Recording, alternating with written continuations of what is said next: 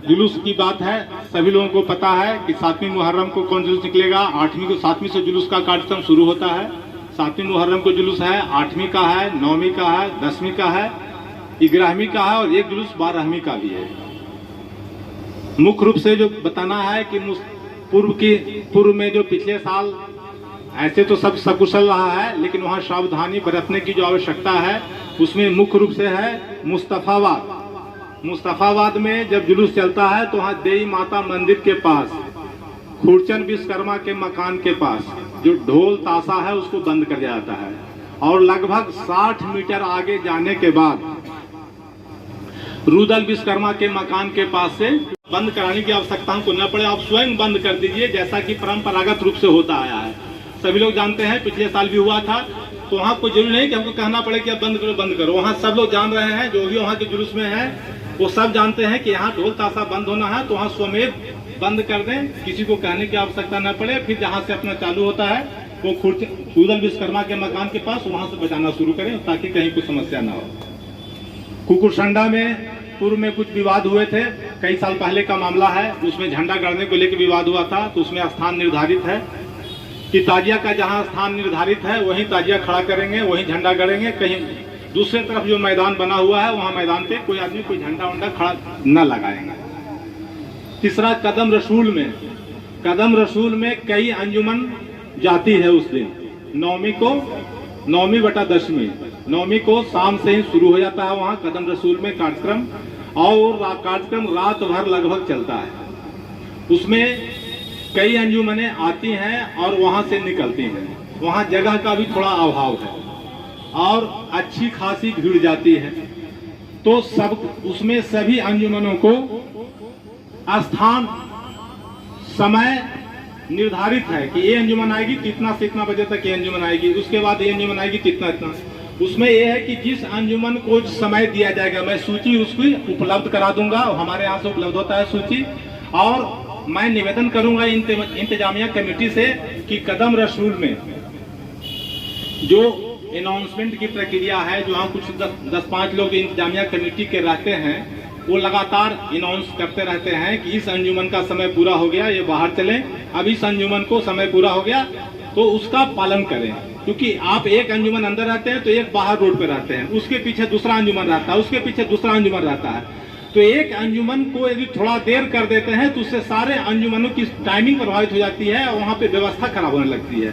तो मेरा विनम्र निवेदन है कि जिस अंजुमन को जो समय निर्धारित किया गया है कदम रसूल में, वह अपने समय का पालन करते हुए अपना आए, वहाँ पे गाएं। उसके बाद जब बताया जाता है कि आपका समय खत्म हुआ, बाहर निकले, तो समय बाहर निकल जाए ताकि दूसरे अंजुमन को समय मौका मिल जाए, कहीं कोई अव्यवस्था की स्थिति उत्पन्न न हो। उसके बाद सबसे महत्वपूर्ण बात है 12 गांव का जुलूस। 12 गांव का जुलूस लगभग सिया मस्जिद के पास में 3 से 4 के बीच में पहुंचती है, और उस समय अजान का समय शुरू हो जाता है, अजान शुरू भी हो जाता है। जब ये जुलूस सिया मस्जिद से लगभग 300 मीटर, 200 मीटर, 250 मीटर पीछे रहती है, यही लगभग रहता है। तो उस समय ये विनम्र निवेदन किया जाता है कि भाई जब अजान शुरू है तो कसम ढोल ताशा जो बजाते हैं उसको बंद कर दिया जाए। लोग मान भी लेते हैं, उसको बंद किया जाता है परंपरागत, लेकिन कुछ लोग बजाने का प्रयास करते हैं, ये गलत है।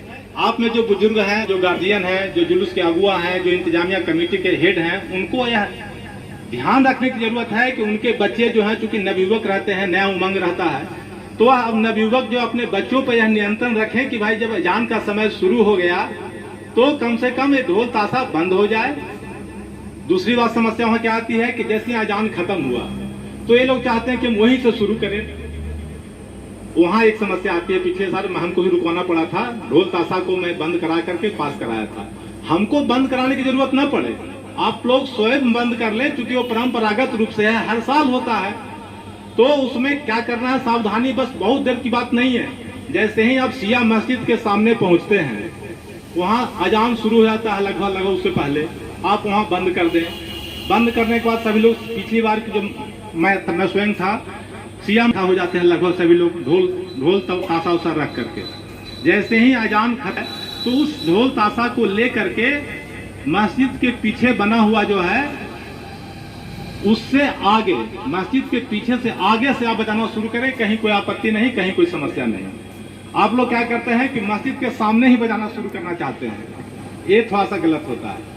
तो जो भी 12 गामा जुलूस के इंतजामिया हैं, जो उनके हेड हैं, जो प्रबंधक हैं, जिनके देख रेख में जुलूस का आयोजन होता है, इस बात का ध्यान रखेंगे, हाँ, ताकि उसमें पुलिस को कुछ कहने की आवश्यकता ना पड़े।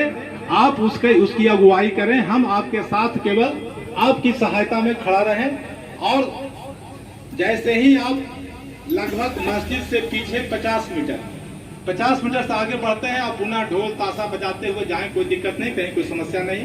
हमारी फोर्स आपके साथ रहती है, कहीं कोई समस्या नहीं। इसके बाद